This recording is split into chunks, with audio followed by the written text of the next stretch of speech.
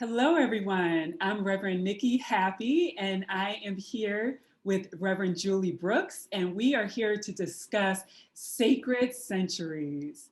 How are you, Julie? I'm wonderful, Nikki. Thank you so much for helping me with this. Yes, I was so excited to hear about this project. And can you share with all of us what is Sacred Centuries and what inspired you to create this project? Oh, I'd love to share that with you. So, Sacred Centuries is riding my bicycle in all 50 states, at least 100 miles in a 24-hour period, while also visiting different sacred sites. My wife and I had been talking about biking and birding in all of the 50 states for the past couple of years. Then in 2019, woohoo, class of 2019, I rode my bike from Rochester, New York to New York City to be ordained and attend commencement. And on that ride, I noticed and stopped at quite a few sacred sites along the way, spiritually, religiously significant places in many wisdom traditions.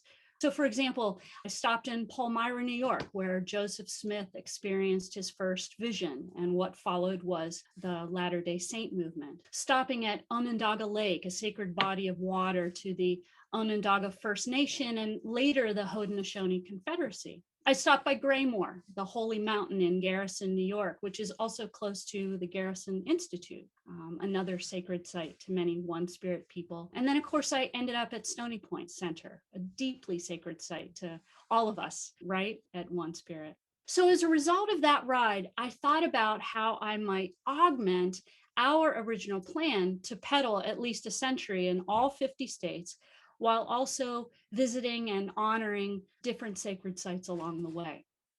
Now, since being ordained and in the past year and a half, with the coronavirus and the increased visibility of political and cultural tensions and oppression, I've been witnessing, like many of us, more and more people seeking to connect or perhaps reconnect with the sacred, however they define that.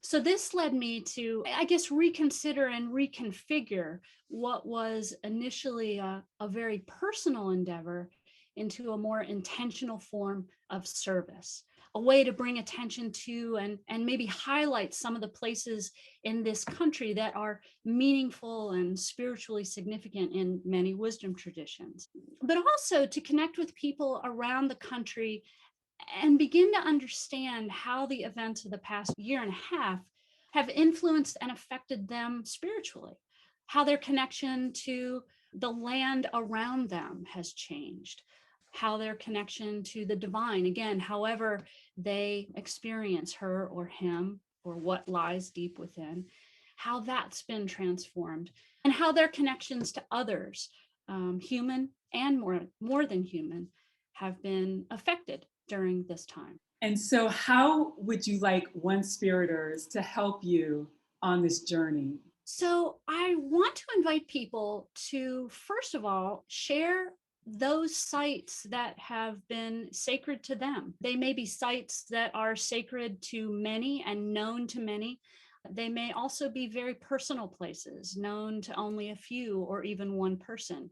They may be sacred to a particular wisdom tradition or sacred in very different ways of defining what that means. So that's, I think, a personal piece for them.